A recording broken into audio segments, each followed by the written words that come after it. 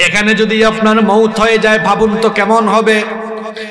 আপনার নিথর দেহ এখানে পড়ে থাকবে, আপনার দেহটাকে আস্তে আস্তে করে বাড়ির দিকে নিয়ে রওনা হবে। বাড়িতে আপনার এই মরদেহ গেলে আর কিন্তু আপনার দামি খাটে আপনাকে শোয়ানো হবে না, সঙ্গে সঙ্গে আপনাকে মাটিতে শুইয়ে রাখা হবে। আপনার এই মরদেহ দেখে আপনার পরিবার পরিজন সবাই কান্নাকাটি আরম্ভ করবে, হাউমাউ করে চিৎকার করে কান্নাকাটি শুরু হবে। কিন্তু এই হাউমাউ করে চিৎকার চেঁচামেচি করে কান্নাকাটি বেশিক্ষণ কিন্তু থাকবে না, অল্প কিছুক্ষণ কান্নাকাটির পরে সবাই মিটিং এ বসে যাবে। মিটিং এ বসবে, বসে সিদ্ধান্ত নিবে লাশ বেশিক্ষণ রাখা যাবে না। মাগরিবের পরে মারা গিয়েছেন বলবে যত তাড়াতাড়ি সম্ভব রাত 10টার ভিতরে জানাজা দিয়ে দাও। সিদ্ধান্ত হয়ে যাবে এমন। কিছু লোক চলে যাও বাঁশ কাটতে, বাঁশ ঝাড়ে। কিছু লোক চলে যাবে মসজিদ থেকে খাটিয়ে আনতে। কিছু লোক চলে যাবে কাফনের কাপড় সংগ্রহ করতে। আর কিছু মানুষ চলে যাবে কবর খনন করতে। কিছু মানুষ আবার চুলা করা আরম্ভ করবে, চুলায় পানি গরম করার জন্য। চতুর্দিকে একটা আয়োজন শুরু হবে। এটা হলো আপনার জীবনের শেষ বিদায়ের আয়োজন। এরকম একটা আয়োজন আমার জন্য, আমাদের সবার জন্য আছে না নাই? ভাবুন তো কেমন হবে। বেশিক্ষণ লাশ রাখা হবে না। আপনার পরিবার পরিজন বন্ধু বান্ধব এসে আপনাকে দেখবে আর আফসোস করবে, কিন্তু আপনাকে আর তারা দুনিয়ার জীবনে ফিরিয়ে আনতে পারবে না। কিছুক্ষণের মধ্যে পানি গরম হয়ে যাবে। যে বাড়িটা এত সুন্দর করে বানালেন, 2 কোটি 3 কোটি 4 কোটি টাকা দিয়ে বাড়ি বানালেন, ওই বাড়ি থেকে এবার সারা জীবনের জন্য আপনার দেহটাকে এবার বের করা হবে। বের করে গোসল দেওয়ার জায়গায় নেওয়া হবে। গোসল দেওয়ার জায়গায় নিয়ে সেখানে এবার খুব সাধারণ সাবান দিয়ে গোসল দেওয়া হবে। আপনি ধনী মানুষ, দামি দামি ব্র্যান্ডের শাওয়ার জেল, দামি দামি ব্র্যান্ডের সোপ দিয়ে, দামি দামি ব্র্যান্ডের সাবান দিয়ে আপনি গোসল করেছেন। এবার আপনাকে গোসল দেওয়া হবে খুব নরমাল সাবান দিয়ে। গোসল যখন কমপ্লিট হয়ে যাবে, এত দামি দামি ব্র্যান্ডের কাপড় চোপড় শরীর থেকে খুলে ফেলা হবে, সাদা কাফন দিয়ে পেঁচায় ফেলা হবে। সাদা কাফন দিয়ে পেঁচিয়ে এরপরে মসজিদ থেকে আনা খাটিয়ার মধ্যে ল্যাপ নাই, তুষক নাই, ম্যাট্রেস নাই, কিছুই নাই। ওই খাটিয়ার উপরে আপনার নিথর দেহটা ফেলে রাখা হবে। কিছুক্ষণের জন্য আপনার মাথার দিক থেকে কাফনের কাপড় খুলে দেওয়া হবে, যাতে করে পরিচিত জনরা শেষবারের জন্য দেখে নেয়। শেষবারের মতো দেখা কমপ্লিট হয়ে গেলে এত টাকা দিয়ে বানানো বাড়ি, এই বাড়ি থেকে এবার সবাই আপনাকে চিরদিনের জন্য বিদায় দিয়ে দিবে। কোনোদিন আর এই বাড়িতে আপনার দেহ ঢুকবে না। আপনাকে ওই বাড়ি থেকে বের করে দেওয়া হবে।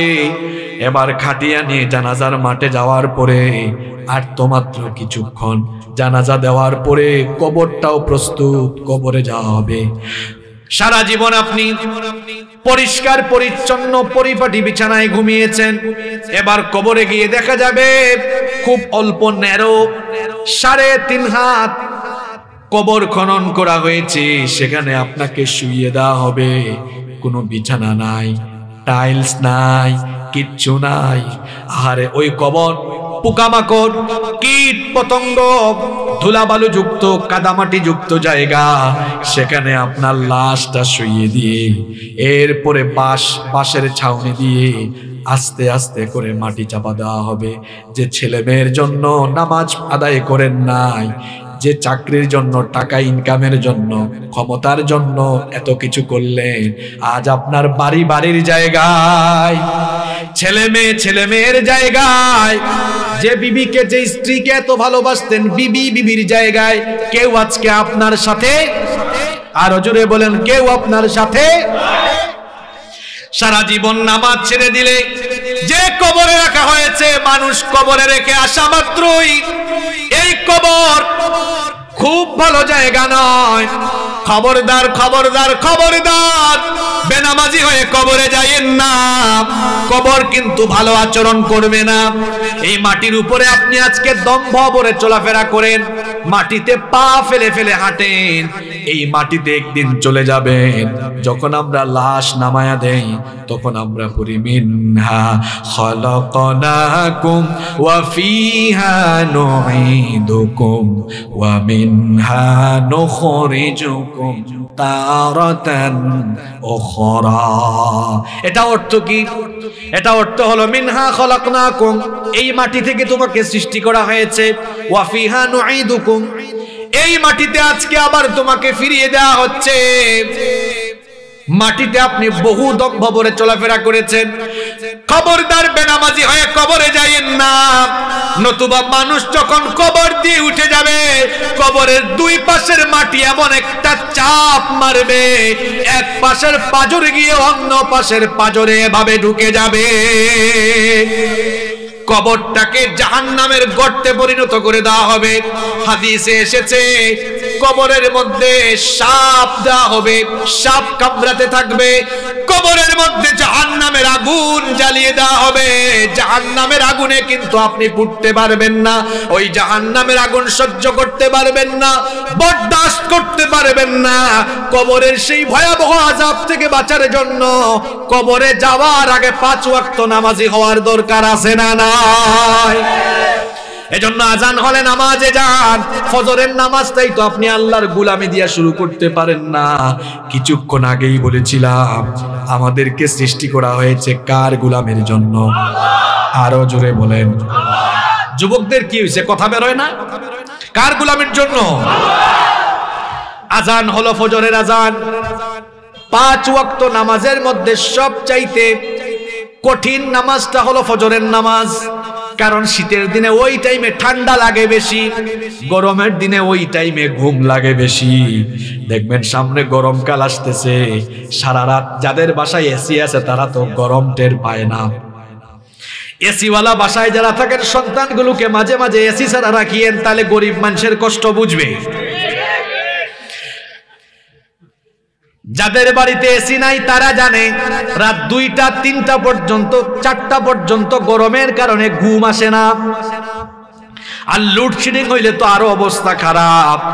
দেখা যায় ফজরের আজানের আধা ঘন্টা আগে একটু ঠান্ডা ঠান্ডা লাগে, কোমল বাতাস নির্মল বাতাস বয়ে যায়, তখন ঘুম খুব বেশি বেশি লাগে, ঠিক কিনা? ওই সময়টা হলো পরীক্ষার সময়। তখন মুয়াজ্জিন সাহেব মসজিদে বলেন আসসালাতু খায়রুম মিনান নাওম, ঘুমের চাইতে নামাজ উত্তম। আর শয়তান আপনাকে কানের কাছে এসে বলে নামাজের চাইতে ঘুম উত্তম, তুই ঘুমা। তখন যদি আপনি ঘুমায়া থাকেন চুপ থাকবেন না। সবাই বলেন নামাজে না গিয়ে যদি শয়তানের কথা মতো ঘুমায়া থাকেন, বলেন তো গোলামি হলো আল্লাহর না শয়তানের? আপনার কি একটু লজ্জাও লাগে না, একটু কি শরমও লাগে না? প্রতিটা দিন ফজরের নামাজ ছাইরা দিয়া আপনি মানুষের সুরত দইরা শয়তানের গোলাম হয়ে বসবাস করছেন। আপনার নিজের বিবেক কি আপনাকে বাধা দেয় না? কি কারণে রব্বুল আলামিন আমাকে আপনাকে আমাদেরকে দুনিয়াতে পাঠালেন? কেন আমাদেরকে সৃষ্টি করা হলো? কোরআনুল কারীমের 51 নম্বর সূরা সূরাতুজ যারিয়াত 56 নম্বর আয়াতে রব্বুল আলামিন বললেন ওয়ামা খালাকতুল জিন্না ওয়াল ইনসা ইল্লা লিয়াবুদুন। আল্লাহ তাআলা বলছেন আমি জিন আর মানব জাতিকে সৃষ্টি করেছি শুধুমাত্র আমার গোলামির জন্য, আমার ইবাদতের জন্য। আমাদেরকে একমাত্র যার গোলামির জন্য সৃষ্টি করা হয়েছে, গলার আওয়াজটা বড় করে বলেন তিনি কে? আমাদেরকে আল্লাহর গোলামির জন্য পৃথিবীতে পাঠানো হয়েছে। এখন আমরা কি সত্যিকারার্থেই আল্লাহর গোলামি করছি, নাকি আমরা আল্লাহর গোলামি থেকে বিচ্যুতির পথে চলে গিয়েছি? সেটা আমাদের ভাবা দরকার। আমরা যে আল্লাহর গোলাম, এই গোলামির বেস্ট এক্সাম্পল, সবচাইতে সেরা নমুনা পাওয়া যায় যে ইবাদতের ভিতরে। সে ইবাদতের নাম হচ্ছে সালাত। সে ইবাদতের নাম কি? সালাত, যেটাকে আমরা নামাজ বলি। কিছুক্ষণ আগে মাগরিবের নামাজ চলে গেল না? এই নামাজ হলো আল্লাহর গোলামি সবচাইতে সুন্দর নমুনা। আমরা যে গোলাম, গোলামির ভাবখানা নামাজে যেমন প্রকাশ পায়, অন্য কোন ইবাদতে সেরকম প্রকাশ পায় না। দেখুন, আমরা যখন নামাজে দাঁড়াই, আমরা যে গোলামের মতোই দাঁড়াই। যখন আমরা নামাজে দাঁড়াই, মাথাটা নত করে দিই কার ভয়ে? আল্লাহ বললেন যখন দাঁড়াও কিভাবে দাঁড়াবা শোনো। আল্লাহ বলেছেন ওয়াকুমু লিল্লাহি কানিতিন, বিনয়ী হয়ে দাঁড়াও, মাথা নত করে দাও, কারণ তোমার ভাবখানা যেন মালিক মালিক না লাগে, তুমি গোলাম। এজন্য আমরা যখন নামাজে দাঁড়াই গোলামের মতো মাথা নত করে দেই, আসামির মতো দাঁড়াই। যখন আমরা নামাজে দাঁড়াই, আমাদের হাতগুলো কান পর্যন্ত কিংবা কাঁধ বরাবর উঠায়া, একজন আসামি যেমন পুলিশের সামনে স্যালেন্ডার করে, আমরাও নামাজে দাঁড়ানোর সময় হাত দুইটা তুলে গুনাহগার অবস্থায় আমরাও গোলামের মতো স্যালেন্ডার করে মালিকের সামনে দাঁড়িয়ে যাই। বলেন, এত সুন্দর গোলামের নমুনা অন্য কোনো ইবাদতে আছে? বলেন, আছে? কিভাবে আমাদের সব অহংকার মাটির সাথে মিশে যায়। আমরা দাঁড়ানোর সময় স্যালেন্ডার করে দাঁড়ালাম, এরপরে কিছুক্ষণ পর আমরা আমাদের মাথা ঝুঁকালাম, রুকুতে গিয়ে আমরা আমাদের মালিকের সামনে, রবের সামনে নিজেদের মস্তকটা অবনমিত করে দিলাম। আবার আরো কিছুক্ষণ পর রুকু থেকে মাথা উঠায়া সাজদায় যখন আমরা চলে যাই, সাজদায় যাওয়ার পরে একেবারে নাক আর কপাল মাটিতে লাগিয়ে আল্লাহর কুদরতি চরণে সাজদা দিই, গোলামীর সর্বোচ্চ বহি প্রকাশ আমরা ঘটিয়ে দেই। কথা বুঝতেছেন আমার? এই যে গোলামীর এত সুন্দর নমুনা, এটা নামাজ ছাড়া অন্য কোনো ইবাদতে পাওয়া যায় না। আমাদের জন্য প্রত্যেক দিন 5 ওয়াক্ত নামাজ যিনি ফরজ করেছেন তিনি কি? এই নামাজ হলো এমন একটা ইবাদত, নামাজ হলো ইসলামের ইবাদতের মাথা। আস-সালাতু হিয়া রাসুল ইবাদাহ, নামাজ হলো ইবাদতের মাথা। মাথা ছাড়া যেমন মানুষের পূর্ণাঙ্গ পরিচয় পাওয়া যায় না। দেখুন, আমি আপনাদেরকে উদাহরণ দেওয়ার জন্য বলছি, আমার দিকে তাকান। আশেপাশে সব জ্বলে পুড়ে ছাই হয়ে যাক, এখন ওদিকে মনোযোগ নাই, আমার দিকে তাকান। কথা অল্প বলবো, কিন্তু অল্প কথার ভেতরে যা বলা দরকার তা বলে ফেলবো ইনশাআল্লাহ। এই যে আমরা এখানে আছি, উদাহরণ দেওয়ার জন্য বলছি। মনে করুন আমাদের প্রত্যেকের মাথা কেটে ফেলা হলো। মাথা কেটে ফেলার পরে যদি আমাদের বুক থেকে পা পর্যন্ত নিথর দেহ পড়ে থাকে, বলেন তো মাথা ছাড়া বুক থেকে পা পর্যন্ত শুধু দেহ, দেহ দিয়ে কি কোনো মানুষের পূর্ণাঙ্গ পরিচয় পাওয়া যাবে নাকি? মাথা ছাড়া যেমন শুধু দেহ দিয়ে পূর্ণাঙ্গ পরিচয় পাওয়া যায় না, ঠিক তেমনি ভাবে নামাজ বাদ দিয়ে ওয়াজ মাহফিলের আয়োজন করে, ওয়াজ মাহফিলে বক্তা হয়ে, শ্রোতা হয়ে, মসজিদ কমিটিতে থেকে বড় আলেম হয়ে, কিংবা মাদ্রাসার ছাত্র হয়ে, অথবা ব্যবসা করে, বাণিজ্য করে, যে কোনো কাজ করে মুসলমানিত্বের পরিচয় দেওয়া যায় না। আপনি যদি মাথা থাকে না, মাথা ছাড়া যেমন আপনার হাত পা বডি দিয়ে পূর্ণাঙ্গ পরিচয় মিলে না, ঠিক তেমনি ভাবে নামাজ বাদ দিয়া, রমজান মাসে রোজা রেখে, হজের সময় হজ করে, যাকাত দিয়ে, ওয়াজ মাহফিলের আয়োজন করে, দান সদকা করে, সমস্ত ইবাদত ঠিক রেখে নামাজ যদি বাতিল করে ফেলেন, নবীজি বলেছেন যার মধ্যে নামাজ নাই তার মধ্যে ঈমান নাই। যার মধ্যে নামাজ নাই তার মধ্যে কি নাই? 100 কোটি টাকা দিয়ে মাহফিলের আয়োজন করার পরে যদি আয়োজক কমিটি নামাজ পড়ে না, বক্তা যদি ওয়াজ করে নামাজ না পড়ে, আর ওয়াজ মাহফিলে যারা এসে আসন অলঙ্কৃত করবে, যারা শ্রোতা এসে মাহফিলের সৌন্দর্য বাড়াবে, কেউ যদি নামাজ না পড়ে, এই ওয়াজ মাহফিল দিয়ে কিচ্ছু হবে না। কারণ ইসলামের সবচেয়ে বড় ইবাদতের নাম হলো নামাজ। নামাজ হলো এমন একটা ইবাদত, অন্যান্য ইবাদত দেখে রোজা, হজ, যাকাত, দান সদকা, হালাল হারামের বিধিবিধান, সমস্ত বিধান আল্লাহ দিয়েছেন দুনিয়ায়, কিন্তু নামাজ আল্লাহ দুনিয়াতে ফরজ করেন নাই। রব্বুল আলামিন তার হাবিবকে ধুলির ধরা থেকে 7 আসমান ভেদ করে সিদরাতুল মুনতাহা পাড়ি দিয়ে ঊর্ধ্বাকাশে গমন করিয়ে 7 আসমানের উপরে বাইতুল মামুরের উপরে আল্লাহর সান্নিধ্যে নিয়ে গিয়ে আল্লাহ আমাদের জন্য নবীজির কাছে 5 ওয়াক্তের নামাজ গিফট করেছে। নামাজ আমাদেরকে গিফট করা হয়েছে মেরাজের রাতে। মেরাজের রাতে নবীজিকে রব্বুল আলামিন তার সান্নিধ্যে নিয়ে গেলেন। নবীজি আল্লাহকে বললেন, ও আল্লাহ, আমি তো তোমার কাছে আসলাম, আমার উম্মত তো মেরাজে আসার সুযোগ পাবে না। রব্বুল আলামিন বললেন, কেন পাবে না? আপনি মেরাজে এসেছেন একবার, আর আপনার উম্মত যেন প্রতিদিন 5 বার মেরাজে আমার সাথে কথা বলতে পারে, এই জন্য আপনার উম্মতের জন্য 5 ওয়াক্তের নামাজকে আমার সাথে 5 বার কথা বলার সুযোগ বানিয়ে দিলাম। প্রথমে 50 ওয়াক্ত নামাজ ফরজ করা হয়েছিল। মুসা নবীর সঙ্গে কথোপকথন করে যেতে যেতে কমাতে কমাতে 5 ওয়াক্ত হলো। কিন্তু আল্লাহ তাআলা নবীজিকে জানিয়ে দিয়েছিলেন 5 ওয়াক্ত নামাজ আদায় করলেও সওয়াব দেওয়ার বেলা আমি 10 গুণ বাড়ায়া দিব। 5 ওয়াক্ত নামাজের জন্য 10 গুণ বাড়ায়া 5 10 50 ওয়াক্ত নামাজের সওয়াব আমি দান করব। এই নামাজ এমন ইবাদত, নবীজি বলেছেন, মান তারাকা সালাতাম মুতাআম্মিদান ফাকাদ কাফারা। ইচ্ছে করে যারা নামাজ ছেড়ে দিবে তারা আল্লাহর সাথে কুফরি করবে। নবীজি আরো বলেছেন, বাইনাল আবদি ওয়াল কুফরি তারকুস সালাহ। আল্লাহর বান্দা আর কাফিরের মধ্যে পার্থক্য হলো নামাজ ছেড়ে দেওয়া। আল্লাহর বান্দা কোনোদিনও নামাজ ছাড়তে পারে না। আল্লাহর বান্দা জীবন দিয়ে দিবে, তাও সে নামাজ ছাড়তে পারে না। নামাজ হলো এমন একটি ইবাদত, এই দুনিয়া আমাদের কারো জন্যই চিরস্থায়ী ঠিকানা নয়। আমাদের আগে যারা দুনিয়াতে এসেছিলেন সবাই দুনিয়া থেকে চলে গিয়েছেন। আমরা আছি, আমরাও থাকবো না। আমরা বড় রিস্কের মধ্যে আছি, রিস্কি জোন। দুনিয়াটা হলো রিস্কি জোন। কেন রিস্কি জোন বললাম? এই যে এখানে আছি, এখনো একটা বিপর্যয় ঘটে, এখানে সবাই আমি শুদ্ধ মরে যেতে পারি। রাতের বেলা আমরা যখন বাড়িতে ঘুমাই, ওটা আরো রিস্কি জোন। হঠাৎ ভূমিকম্প হয়ে তুরস্কের মতো সব ভবন মাটির তলায় চলে যেতে পারে। গাড়িতে আছি, এটা আরো রিস্কি জায়গা। হঠাৎ করে অ্যাক্সিডেন্ট হয়ে আমি শেষ। গতকাল আমি মাহফিলে বলেছিলাম, পৃথিবীতে রিস্কি জোন, গোটা দুনিয়াটাই রিস্কি জোন, একমাত্র মসজিদ ছাড়া।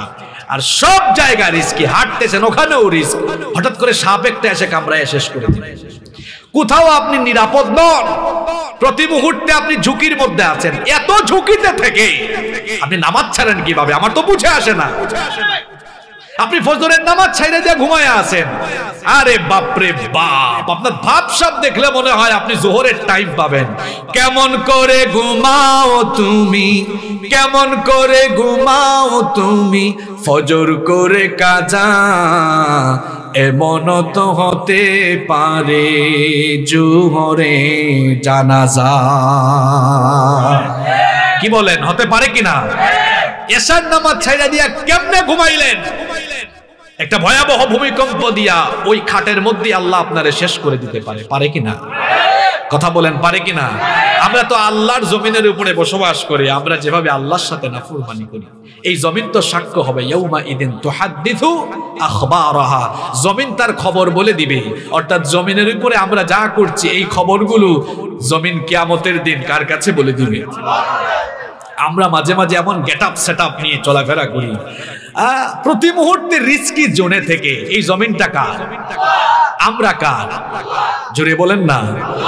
আল্লাহর জমিনের উপরে বাস করে আল্লাহর গোলাম, এমন ভাবসাব নেওয়া চলে। আর আল্লাহর দিন বিরোধী, কোরআন বিরোধী এত কাজ করে, আলেমদের সাথে এত বেয়াদবি করে, চিন্তা করে না যে জমিনের উপরে আছে, আল্লাহ চাইলে তাকে 1 ন্যানো সেকেন্ডে একেবারে মাটির তলায় ধসাই দিতে পারে।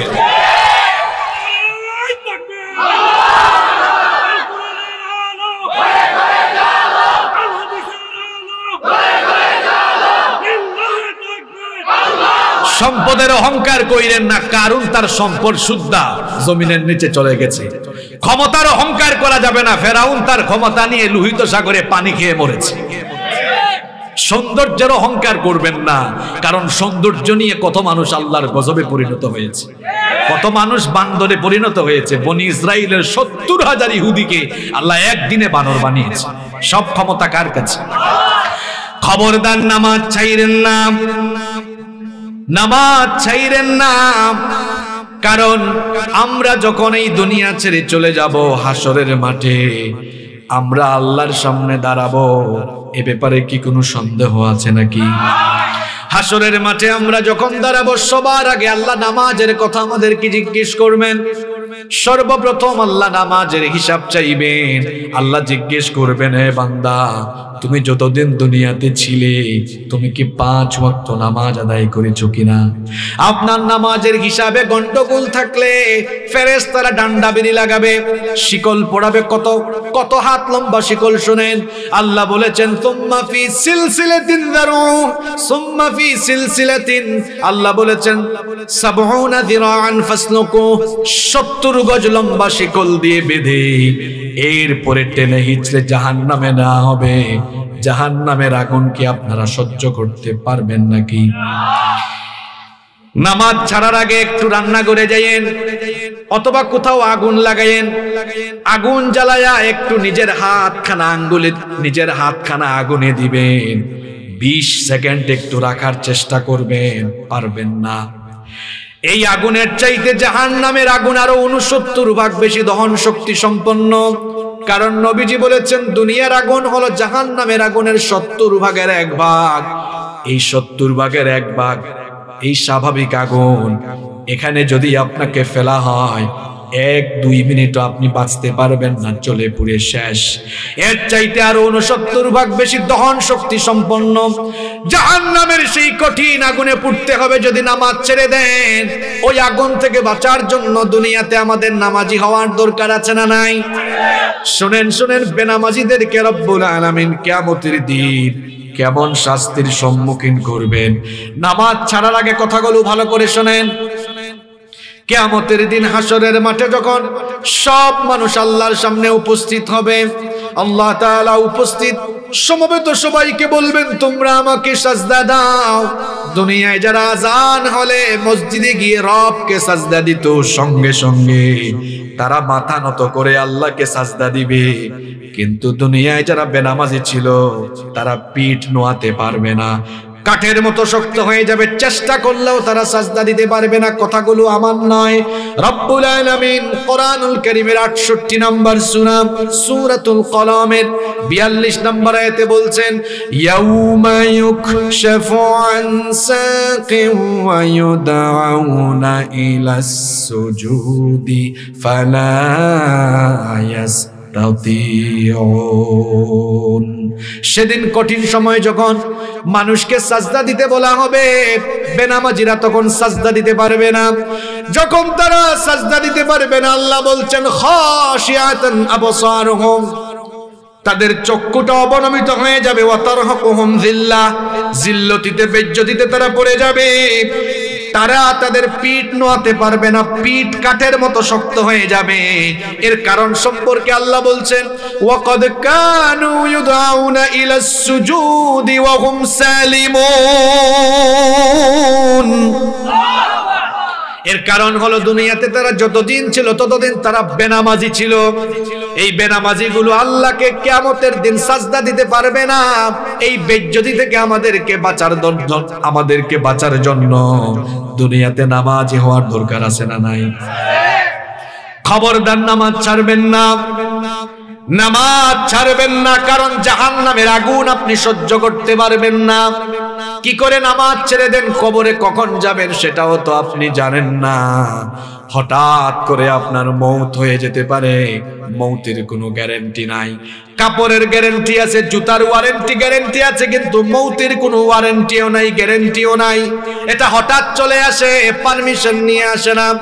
ফাইযা জাআ আজালুহুম লা ইস্তাখিরুনা সাআতান ওয়া লা ইস্তাকদিমুন। এই মৃত্যুর সময় আসলে বিলম্ব করা হবে না, সঙ্গে সঙ্গে দেহ থেকে প্রাণ পাখি উড়াল দিয়ে দিবে। দুনিয়া ছেড়ে আপনাকে চলে যেতে হবে। আপনি টাকা ইনকামের জন্য, ক্ষমতার জন্য, আপনি আপনার পড়ালেখার জন্য, দায়িত্বের জন্য নামাজ আদায় করেন না। কিন্তু দেখা যাবে আপনি মারা যাওয়ার পরে আপনার দায়িত্ব, আপনার টাকা পয়সা, সন্তান সন্ততি, ঘর বাড়ি কোনো কিছু কাজে লাগবে। শুধু কাজে লাগবে আপনার আমল। ইয়াউমা লা ইয়ানফাউ মালু ওয়ালা বানুন,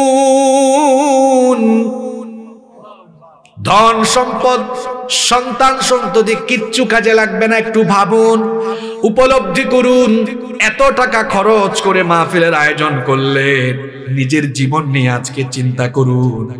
এই যে আমি সহ আমরা সবাই এখানে বসলাম, আমরা বাড়িতে ফিরতে পারবো এর কি কোনো নিশ্চয়তা আছে নাকি? আমি হাসিবুর রহমান বাসা থেকে বের হয়েছি, বাসায় আমার লাশ যেতে পারে, আমি বাসায় নাও যেতে পারি, আপনিও বাসা থেকে এসেছেন বাসায় আর আপনি নাও যেতে পারেন, আপনার লাশ ঢুকতে পারে। কি বলেন, এরকম হতে পারে কি পারে না? ভাবুন তো একবার, একটু উপলব্ধি করুন, একটু চিন্তা করুন, মন দিয়ে শুনুন। এখানে যদি এই মুহূর্তে আপনার মৌত হয়, এই মুহূর্তে এখানে আপনার আমার মৌত হওয়া স্বাভাবিক ব্যাপার না অস্বাভাবিক ব্যাপার? খুব স্বাভাবিক ব্যাপার। এখানে যদি আপনার মৌত হয়ে যায়, ভাবুন তো কেমন হবে। আপনার নিথর দেহ এখানে পড়ে থাকবে, আপনার দেহটাকে আস্তে আস্তে করে বাড়ির দিকে নিয়ে রওনা হবে। বাড়িতে আপনার এই মরদেহ গেলে আর কিন্তু আপনার দামি খাটে আপনাকে শোয়ানো হবে না, সঙ্গে সঙ্গে আপনাকে মাটিতে শুইয়ে রাখা হবে। আপনার এই মরদেহ দেখে আপনার পরিবার পরিজন সবাই কান্নাকাটি আরম্ভ করবে, হাউমাউ করে চিৎকার করে কান্নাকাটি শুরু হবে। কিন্তু এই হাউমাউ করে চিৎকার চেঁচামেচি করে কান্নাকাটি বেশিক্ষণ কিন্তু থাকবে না, অল্প কিছুক্ষণ কান্নাকাটির পরে সবাই মিটিং এ বসে যাবে। মিটিং এ বসবে, বসে সিদ্ধান্ত নিবে লাশ বেশিক্ষণ রাখা যাবে না, মাগরিবের পরে মারা গিয়েছেন বলবে যত তাড়াতাড়ি সম্ভব রাত 10টার ভিতরে জানাজা দিয়ে দাও। সিদ্ধান্ত হয়ে যাবে এমন।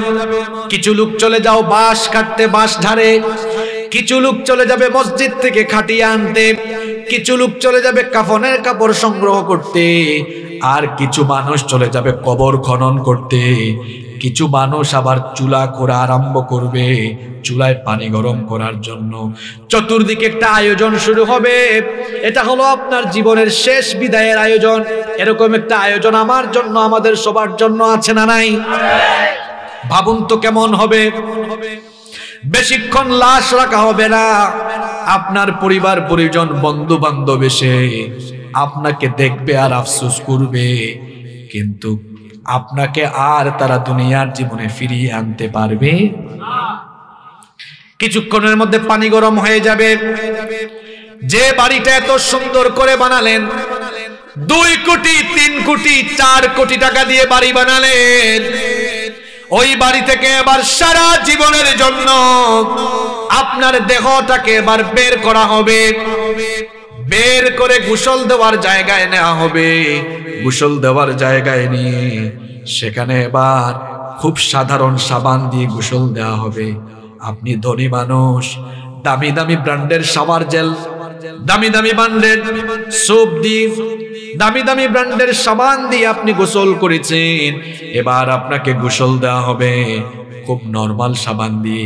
গোসল যখন কমপ্লিট হয়ে যাবে, এত দামি দামি ব্র্যান্ডের কাপড় চোপড় শরীর থেকে খুলে ফেলা হবে, সাদা কাফন দিয়ে পেঁচায় ফেলা হবে। সাদা কাফন দিয়ে পেঁচিয়ে এরপরে মসজিদ থেকে আনা খাটিয়ার মধ্যে ল্যাপ নাই, তুষক নাই, ম্যাট্রেস নাই, কিছুই নাই, ওই খাটিয়ার উপরে আপনার নিথর দেহটা ফেলে রাখা হবে। কিছুক্ষণের জন্য আপনার মাথার দিক থেকে কাফনের কাপড় খুলে দেওয়া হবে, যাতে করে পরিচিত জনরা শেষবারের জন্য দেখে নেয়। শেষবারের মতো দেখা কমপ্লিট হয়ে গেলে এত টাকা দিয়ে বানানো বাড়ি, এই বাড়ি থেকে এবার সবাই আপনাকে চিরদিনের জন্য বিদায় দিয়ে দিবে। কোনোদিন আর এই বাড়িতে আপনার দেহ ঢুকবে না। আপনাকে ওই বাড়ি থেকে বের করে দেওয়া হবে। এবার খাটিয়া নিয়ে জানাজার মাঠে যাওয়ার পরে আর তো মাত্র কিছুক্ষণ, জানাজা দেওয়ার পরে কবরটাও প্রস্তুত, কবরে যাওয়া হবে। সারা জীবন আপনি পরিষ্কার পরিচ্ছন্ন পরিপাটি বিছানায় ঘুমিয়েছেন, এবার কবরে গিয়ে দেখা যাবে খুব অল্প ন্যারো 3.5 হাত কবর খনন করা হয়েছে, সেখানে আপনাকে শুইয়ে দেওয়া হবে। কোনো বিছানা নাই, টাইলস নাই, কিচ্ছু নাই। আরে ওই কবর পোকামাকড়, কীট পতঙ্গ, ধুলাবালু যুক্ত, কাদামাটি যুক্ত জায়গা, সেখানে আপনার লাশটা শুইয়ে দিয়ে এরপরে বাঁশের ছাউনি দিয়ে আস্তে আস্তে করে মাটি চাপা দেওয়া হবে। যে ছেলে মেয়ের জন্য নামাজ আদায় করেন নাই, যে চাকরির জন্য, টাকা ইনকামের জন্য, ক্ষমতার জন্য এত কিছু করলেন, আজ আপনার বাড়ির জায়গায়, ছেলে মেয়ের জায়গায়, যে বিবিকে, যে স্ত্রীকে এত ভালোবাসতেন, বিবির জায়গায় কেউ আজকে আপনার সাথে, আরো জোরে বলেন, কেউ আপনার সাথে।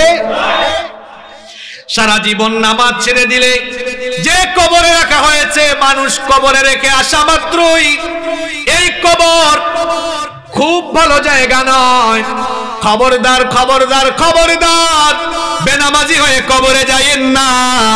কবর কিন্তু ভালো আচরণ করবে না। এই মাটির উপরে আপনি আজকে দম্ভ ভরে চলাফেরা করেন, মাটিতে পা ফেলে ফেলে হাঁটেন, এই মাটিতে একদিন চলে যাবেন। যখন আমরা লাশ নামায়া দেই তখন আমরা পড়ি মিনহা খালাকনাকুম ওয়া ফিহা নুঈদুকুম ওয়া মিনহা নুখরিজুকুম তারাতান উখরা। এটা অর্থ কি? এটা অর্থ হলো মিনহা খালাকনাকুম, এই মাটি থেকে তোমাকে সৃষ্টি করা হয়েছে, ওয়া ফিহা নুঈদুকুম, এই মাটিতে আজকে আবার তোমাকে ফিরিয়ে দেওয়া হচ্ছে। মাটিতে আপনি বহু দম্ভ ভরে চলাফেরা করেছেন, খবরদার বেনামাজি হয়ে কবরে যাইয়েন না। নতুবা মানুষ যখন কবর দিয়ে উঠে যাবে, কবরের দুই পাশের মাটি এমন একটা চাপ মারবে, এক পাশের পাজরে গিয়ে অন্য পাশের পাজরে এভাবে ঢুকে যাবে, কবরটাকে জাহান্নামের গর্তে পরিণত করে দেওয়া হবে। হাদিসে এসেছে কবরের মধ্যে সাপ দেওয়া হবে, সাপ কামড়াতে থাকবে। কবরের মধ্যে জাহান্নামের আগুন জ্বালিয়ে দেওয়া হবে। জাহান্নামের আগুনে কিন্তু আপনি পুড়তে পারবেন না, ওই জাহান্নামের আগুন সহ্য করতে পারবেন না, বরদাস্ত করতে পারবেন না। কবরের সেই ভয়াবহ আযাব থেকে বাঁচার জন্য কবরে যাওয়ার আগে 5 ওয়াক্ত নামাজি হওয়ার দরকার আছে না নাই? এজন্য আজান হলে নামাজে যান। ফজরের নামাজটাই তো আপনি আল্লাহর গোলামি দিয়া শুরু করতে পারেন না। কিছুক্ষণ আগেই বলেছিলাম আমাদেরকে সৃষ্টি করা হয়েছে কার গোলামের জন্য? আরো জোরে বলেন। যুবকদের কি হয়েছে, কথা বেরোয় না? কার গোলামের জন্য? আজান হলো ফজরের আজান। 5 ওয়াক্ত নামাজের মধ্যে সবচাইতে কঠিন নামাজটা হলো ফজরের নামাজ। কারণ শীতের দিনে ওই টাইমে ঠান্ডা লাগে বেশি, গরমের দিনে ওই টাইমে ঘুম লাগে বেশি। দেখবেন সামনে গরমকাল আসতেছে, সারা রাত যাদের বাসায় এসি আছে তারা তো গরম টের পায় না। এসিওয়ালা বাসায় যারা থাকেন সন্তানগুলোকে মাঝে মাঝে এসি ছাড়া রাখিয়েন, তাহলে গরিব মানুষের কষ্ট বুঝবে। যাদের বাড়িতে এসি নাই তারা জানে রাত 2টা 3টা পর্যন্ত, 4টা পর্যন্ত গরমের কারণে ঘুম আসে না। আর লোডশেডিং হইলে তো আরো অবস্থা খারাপ। দেখা যায় ফজরের আজানের আধা ঘন্টা আগে একটু ঠান্ডা ঠান্ডা লাগে, কোমল বাতাস, নির্মল বাতাস বয়ে যায়, তখন ঘুম খুব বেশি বেশি লাগে, ঠিক কিনা? ওই সময়টা হলো পরীক্ষার সময়। তখন মুয়াজ্জিন সাহেব মসজিদে বলেন, আসসালাতু খায়রুম মিনান নাওম, ঘুমের চাইতে নামাজ উত্তম। আর শয়তান আপনাকে কানের কাছে এসে বলে নামাজের চাইতে ঘুম উত্তম, তুই ঘুমা। তখন যদি আপনি ঘুমায়া থাকেন, চুপ থাকবেন না। সবাই বলেন নামাজে না গিয়ে যদি শয়তানের কথা মতো ঘুমায়া থাকেন, বলেন তো গোলামি হলো আল্লাহর না শয়তানের?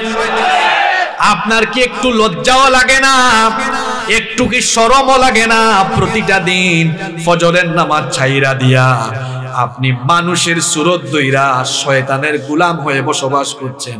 আপনার নিজের বিবেক কি আপনাকে বাধা দেয় না? সিএনজির পিছনে দেখছি লেখা থাকে বিবেক মানুষের সর্বোচ্চ আদালত। এটা হাদিস নয়, কথা সত্য, কথা বাস্তবিক। তো বিবেক যদি মানুষের সর্বোচ্চ আদালত হয়েই থাকে, আপনাকে আল্লাহ বানাইলেন আল্লাহর গোলামের জন্য, আর ঘুম থেকে আপনি উইটাই শয়তানের কথা মাইনিয়া শয়তানের গোলামি করলেন, আপনি নিজেকে আল্লাহর গোলাম আর দাবি করবেন কিভাবে? হায়া সরম মতো না যাব। এভাবে 5 ওয়াক্তের নামাজ চলে যায়, আমাদের কোনো আফসোস নাই। সবচেয়ে দুঃখ লাগে এদের জন্য যারা 5 ওয়াক্তের নামাজ ছাইরা দিয়া আফসোস করে না। কিন্তু এই দুনিয়াতে আমরা বহু মানুষ দেখেছি, যদি তাকবীরে উলা ছুটে যায় সারাটা দিন শুধু আফসোস করে। তাকবীরে উলা বুঝেন তো? এক লোক নামাজে আসলে তার আফসোসই লাগে না, আর আরেক লোক 5 ওয়াক্ত নামাজ পড়ে কিন্তু কোনো কারণে তাকবীরে উলা ছুটে গিয়েছে, আফসোস করে। দুই মানুষ কি একরকম? দুইজন তো একরকম নয়। 5 ওয়াক্ত নামাজ ছাড়ার পরেও যাদের অনুশোচনা আসে না, এই মানুষগুলোর কলিজার মধ্যে একেবারে শয়তানের প্রতারণার জাল বিস্তার করে ফেলেছে। এই লোকটা শয়তানের এমন মুরিদ হয়েছে, শয়তান তাকে তার অন্যতম খলিফা বানিয়ে ফেলেছে। এজন্য 5 ওয়াক্ত নামাজ ছাড়লেও তার আফসোস লাগে না, অথচ এই নামাজের হিসাব সর্বপ্রথম কিয়ামতে নিবেন কে? ফজর যায় ঘুমে আপনার, জোহর যায় অফিসে আদালতে কাজে কর্মে, আসরের নামাজ যায় ঘুমায়া, কিংবা আড্ডা দিতে দিতে মাগরিব যায় তামাশা করতে করতে, এশার নামাজ চলে যায় বন্ধু বান্ধবদের সাথে থাকতে থাকতে। এজন্য আমার জাতীয় কবি খুব সুন্দর লিখেছেন, ঘুমাইয়া কাজা করেছ ফজর, তখনও জাগনি যখন জোহর, হেলায় খেলায় কেটেছে আসর, মাগরিবের ওই শুনিয়া যান, এখনো জামাতে হওরে শামিল, এখনো এর সাথে আছে স্থান, বাজিছে দামামা বাদরে আমামা, শির উঁচু করি মুসলমান, দাওয়াত এসেছে নয়া জামানার, ভাঙা কেল্লায় রে নিশান। আল্লাহ আকবার। ঠিক কইয়েন না, কথাগুলো ভাবেন, আমাদের দেশে ঠিক ঠিক বলা ফ্যাশন হয়ে গেছে। এটা ঠিক না, এটা ভাবার কথা বলেছে। কি লিখেছেন দেখেছেন, ঘুমাইয়া কাজা করেছ ফজর, তখনও জাগনি যখন জোহর, হেলায় খেলায় কেটেছে আসর, মাগরিবের ওই শুনিয়া যান, এখনো জামাতে হও শামিল, এখনো এর সাথে আছে স্থান। কি সুন্দর লিখেছেন। যুবকরা মনে মনে ভাবছে, হুজুর আমরা বুড়া হই, এরপরে নামাজ আদায় করব, বুড়া হবে, এটা কে তোমাকে বলেছে? কিছুদিন আগে আমার বাড়ির পাশের বাড়িতে আমার চেয়ে বয়সে 10 বছরের ছোট ছেলে হঠাৎ করে মরে গিয়েছে। তাহলে বোঝা গেল দুনিয়াতে আসার সিরিয়াল আছে, কিন্তু যাওয়ার কোনো সিরিয়াল।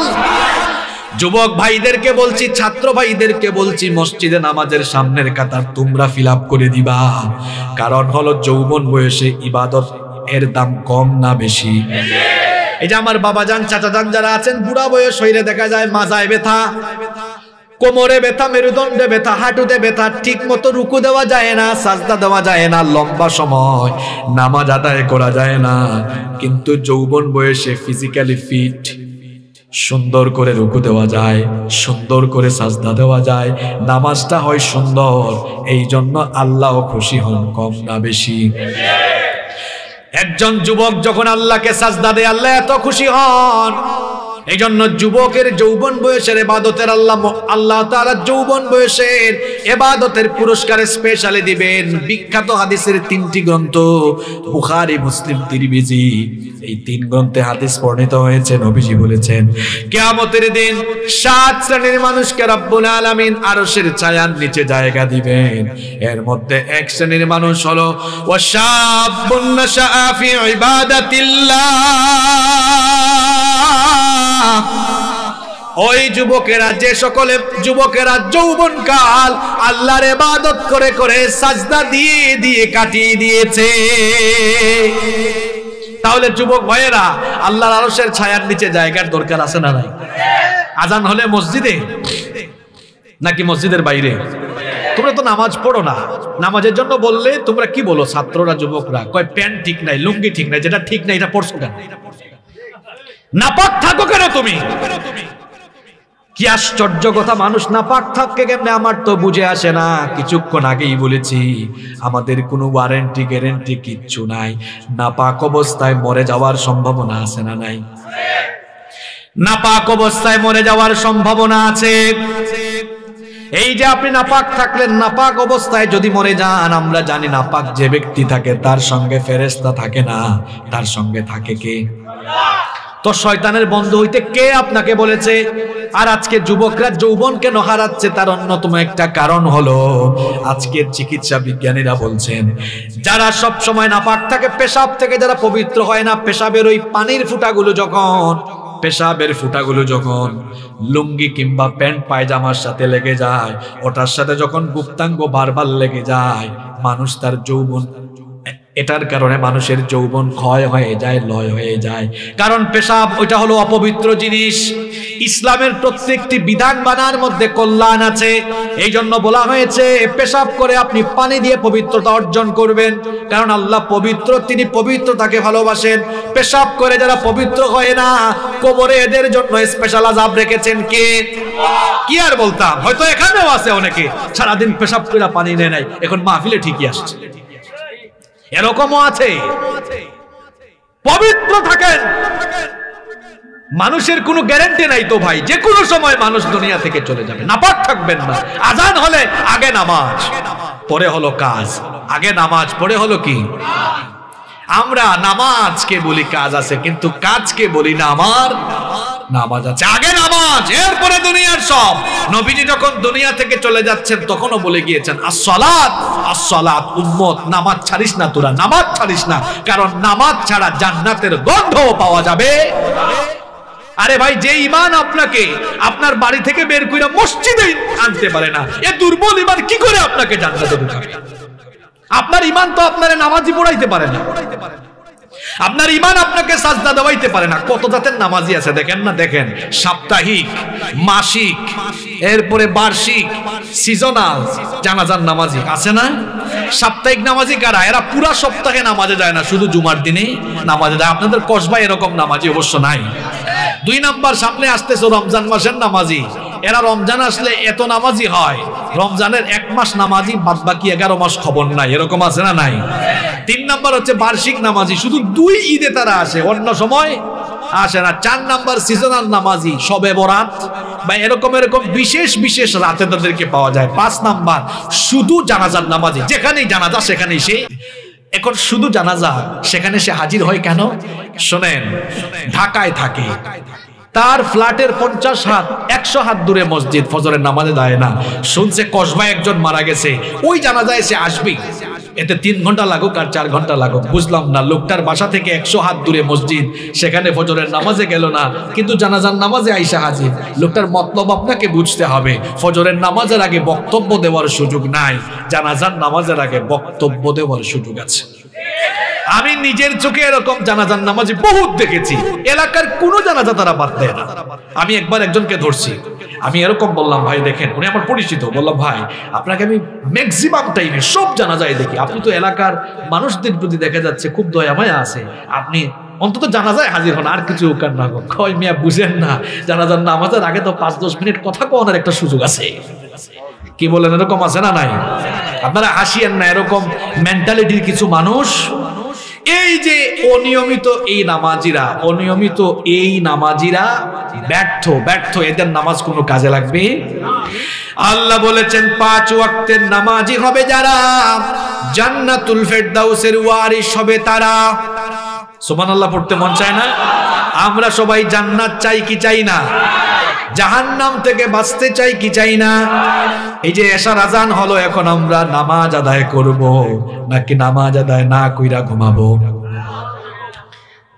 এই যে আজান হচ্ছে না, আচ্ছা একজন আজানের জবাব দিয়ে দিন সবার পক্ষ থেকে, বাইরের সাউন্ডও বন্ধ আছে।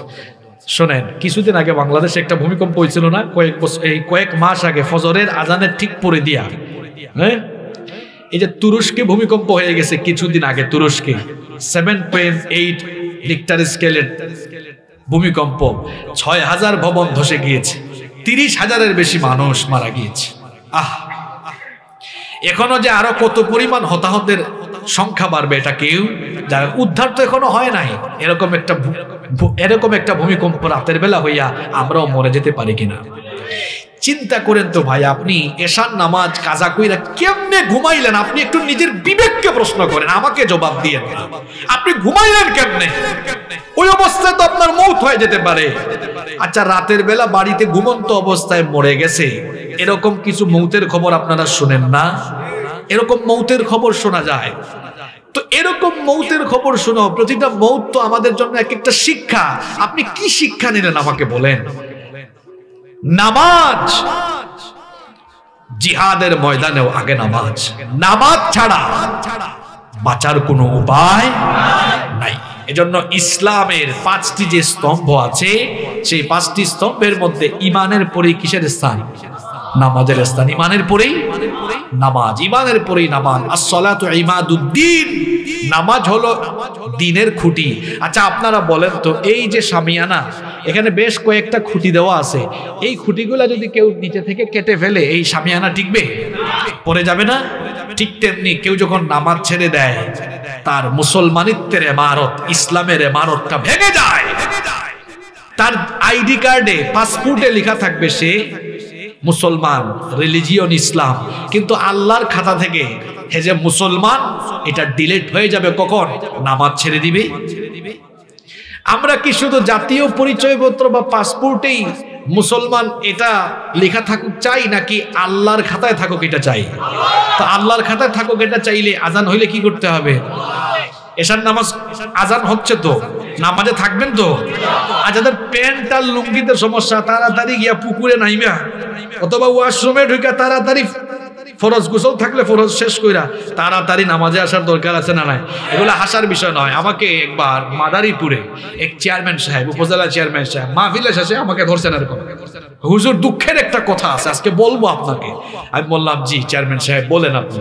উনি এতগুলা মানুষকে সামনে রেখে বললেন, এই মাহফিলে আমি প্রতি বছর আসি, আমি প্রধান অতিথি থাকি, আমি প্রত্যেক বছর পুরা ওয়াজ শুনি, কিন্তু হুজুর গত বছর মাহফিল থেকে যাওয়ার সময় আমি দেখলাম আমার গাড়ি থেকে এই ছেলেগুলাকে আমি দেখেছি আমার সামনে বসে ওয়াজ শুনছে, কিন্তু রাস্তার ধারে পেশাব কইরা তারা টিস্যু বা মাটির ঢিলা অথবা পানি কোনোটাই নেয় নাই, এমনকি দুই একটা দাঁড়াইয়াও কাম করছে, চলে গিয়েছে। এগুলা নিয়ে আপনি কিছু বলবেন?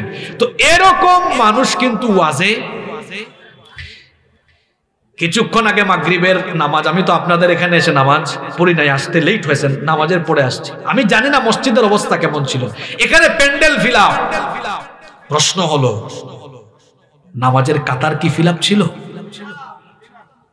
আমাদের জুমার নামাজে মানুষ হয় যত, জুমার পরে আসরের নামাজে কি মানুষ হয় তত? আজকে বলে গেলাম, যতদিন পর্যন্ত আগে মসজিদ ফিল আপ হবে না, ততদিন পর্যন্ত দিন কায়েম হবে না, ততদিন পর্যন্ত গোটা পৃথিবীর নেতৃত্ব মুসলমানরা পাবে না, পাবে না, পাবে না। অমুসলিমরা বেজায় খুশিতে, বেজায় খুশিতে তারা আছে। কেন? তারা আমাদের মসজিদের দিকে আগে নজর দিয়েছে। দেখো ওদের মসজিদ 5 ওয়াক্ত ফিল আপ হয় কিনা। এখনো ফিল আপ হয় নাই, ঠিক আছে, এখনো ইসলামের বিজয় আসে নাই। কারণ মসজিদ থেকেই ইসলামের গণজোয়ার হয়েছে। আপনারা বলবেন কিভাবে? নবীজি মদিনায় যাওয়ার পরে সর্বপ্রথম কি বানাইছেন? কি বানাইছেন? মসজিদ। মসজিদ, মসজিদমুখী সমাজ তিনি প্রতিষ্ঠা করেছেন। আমাদের মসজিদগুলো কান্না করছে, হাহাকার করছে। কোটি টাকার মসজিদ বানিয়েছি আমরা, কিন্তু ওই মসজিদের ভেতরে মুসল্লি আজ নাই। যুবকরা মসজিদে আসে না। যুবক ভাইয়েরা কখন মসজিদে আসবেন আপনি? আপনার সময় তো চলে যাচ্ছে। কিছু চাচারা দাড়ি লম্বা হয়ে গেছে, আপনি নামাজে আসেন না। বাবা কবরের তো কাছাকাছি চলে এসেছেন। মানুষের যখন চুল দাড়ি সাদা হয় তখন মানুষ অটোমেটিক বুঝে যায় আমার জীবনের শেষ প্রান্তে আমি এসে উপনীত হয়েছি। কেন বাবা নামাজে আসেন না? যারা স্কুলে পড়ো, কলেজে পড়ো, জোহরের আজান হয়েছে, নামাজটা পড়ে সাথে সাথে আবার চলে আসো ক্লাসে। ভাই নামাজ ছেড়ে দিও না। নামাজ ছাড়া মুক্তি পাওয়া যাবে। নামাজ মুমিনের সফলতার প্রধান শর্ত। নামাজ হলো সফলতার কি প্রধান শর্ত। নামাজ ছাড়া সফল হওয়া যাবে না। সালাত ইজ দ্য কি অফ সাকসেস। নামাজ সফলতার চাবি। সালাত ইজ দ্য কি অফ প্যারাডাইজ। নামাজ জান্নাতেরও দরজা খুলতে হলে চাবি লাগে। জান্নাতের চাবির নাম হলো নামাজ। নামাজ নাই তো জান্নাতে ঢোকার চাবি আপনার কাছে। জান্নাতে যেতে চাই তো সবাই, তো জান্নাতে যেতে চান কিন্তু নামাজ পড়তে চান না। এ কেমন চাওয়া আপনার? আজ থেকে আমরা কখনো আর নামাজ ছাড়বো না, জাহান্নামের আগুনে পুড়বো না। কবরের শাস্তি থেকে আমরা বাঁচতে চাই, জান্নাতে যেতে চাই। এজন্য 5 ওয়াক্তের নামাজ কোনোদিন আমরা কাজা করব না। আল্লাহর সাথে কি এই ওয়াদাটা করা যায়? কারা কারা রাজি আছেন দেখে হাত তুলেন। তাকবীর বন্ধ করেন, সব জায়গায় তাকবীর দেওয়া দরকার নাই, আল কোরআনের আলো না। এখন হাত তুলেন। এবার বলেন, নামাজের আলো হৃদয়ে জালো, এটা স্লোগান দেন। হাত নামান। আল্লাহ সবাইকে নামাজি বানায় দেন। আমাদের এলাকায় একটা মসজিদ আছে। আমি একবার নামাজে ঢুকছিলাম, এই কাহিনীটা বলে শেষ করব। গিয়া দেখি মুয়াজ্জিন আর ইমাম সাহেব তাকায়া আছে। আমি বললাম, ভাই তাকায় আছেন কেন? কয় আপনার মতোই কোন মুসল্লি আসে কিনা তাকায় আছে, আমরা দুইজন তো, আরো একজন হইলে না ইমাম সাহেব। সামনে চলে গেল। বলেন এইরকম অবস্থা বহু জায়গায় আছে না নাই? আমাদের বহু এলাকায়। আমি কিছু কথা বলে যাব, রাগ করবেন আপনারা। এক একটা গ্রামে এত মাহফিল হয়, কিন্তু নামাজের টাইমে এমন কি শোনেন, বিভিন্ন মাহফিলে নিজের চোখে দেখেছি। ওয়াজ শুনছে মানুষ, উপস্থাপক সাহেব বলেছেন 10 মিনিট পরে নামাজ হবে, আপনারা সবাই ওযু করে আসুন। মানুষ প্যান্ডেলে ফিল আপ থাকে ওয়াজের সময়, আর ওই প্যান্ডেলে যখন নামাজ হয় 2 কাতারও হয় না। কথাগুলো বাস্তব না অবাস্তব? যারা মাহফিলের আয়োজন করে, আয়োজক কমিটি, আপনাদের এলাকার লোকজন ভালো, কসবার মানুষ অনেক ভালো, ধার্মিক মানুষ, কিন্তু বহু এলাকায় এরা নিজেরাই ফজরের নামাজ পড়ে না। ওয়াজ মাহফিলের সভাপতি থাকে, সেও নামাজ পড়ে না। এত ওয়াজ দিয়ে কি হবে যদি আমাদের নামাজ ঠিক না হয়? ওয়াজেরও দরকার আছে, আমলেরও দরকার। এজন্য সবাইকে অনুরোধ করব, আব্বা জানেরা, চাচা জানেরা, ভাই জানেরা, আল্লাহর ওয়াস্তে নামাজ ছাইরেন না। নামাজ ছাড়া শান্তি নাই, মুক্তি নাই, নাজাত নাই। আল্লাহ তাআলা আমাদের সবাইকে শয়তানের ওয়াসওয়াসা থেকে বাঁচিয়ে 5 ওয়াক্তের নামাজি বানিয়ে দেন। আরো জোরে বলেন আমিন। হাদা মা ইনদি ওয়াল ইলমু ইনদাল্লাহ। ওয়াসসালামু আলাইকুম ওয়া রাহমাতুল্লাহি ওয়া বারাকাতুহু।